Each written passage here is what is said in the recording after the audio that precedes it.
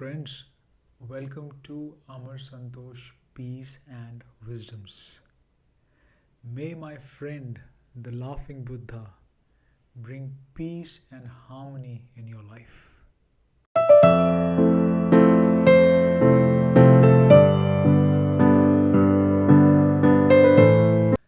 As we humans live our lives, we undergo phases of joy, pain, suffering, happiness.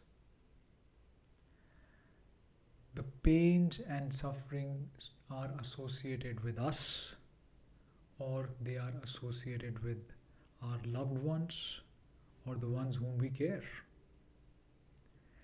They can be associated with our parents, our spouse, our kids, our brothers, our sisters, our daughters, our sons, friends.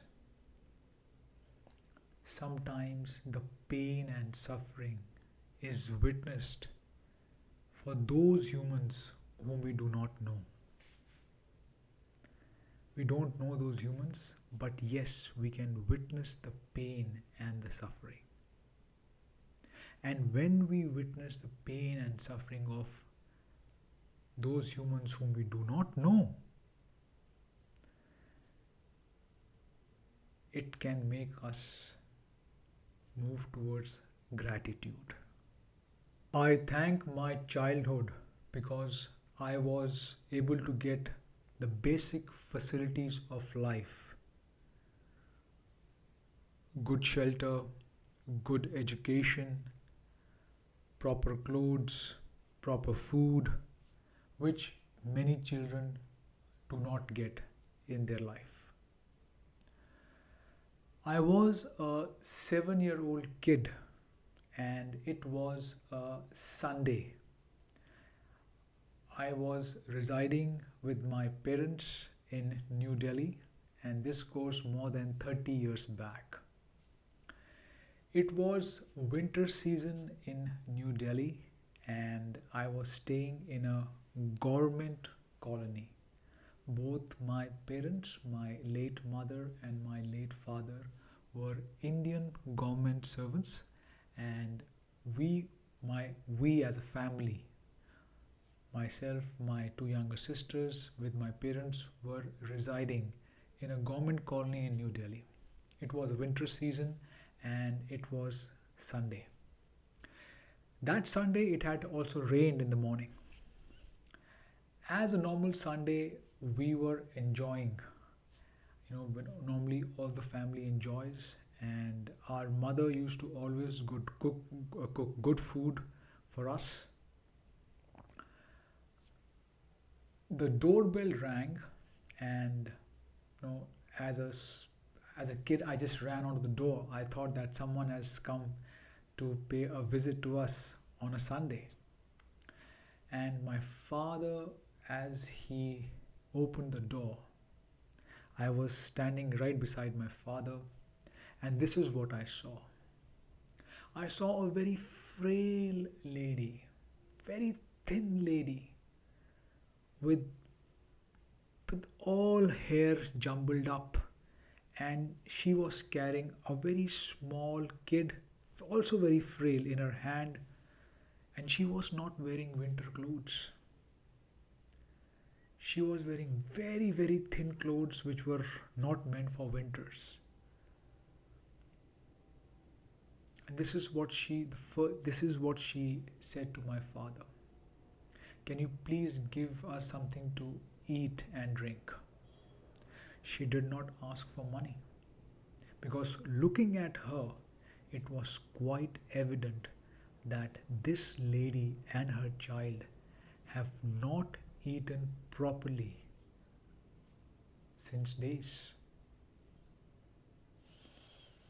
So the first thing which came to my mind as a small child was, okay, a beggar has come to our house.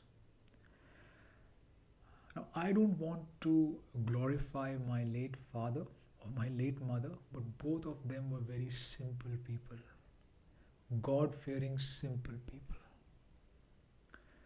My father asked them, We had a balcony in the house where we were residing. My father told them to just sit down on the balcony, and he went inside. While he went inside to call my mother, I was standing there and staring at the lady and at her small kid. I was staring at them because I was a bit surprised that how they are able to survive in such cold weather. Why they are so thin. After a few minutes, my mother came outside. My mother was a school teacher and a God fearing lady. Emotions ran down my mother as I saw her. She was also quite, you know, as she saw them, she empathy ran into her body, into her soul, and she went and she got a blanket and gave it to them and asked them to wrap it because that lady was carrying a kid. Maybe that kid might be 2 years or 2.5 years old. It was freezing cold in New Delhi, winter season. I think it was December or January. While after giving the lady the blanket, my mother went inside and she got warm milk for that kid.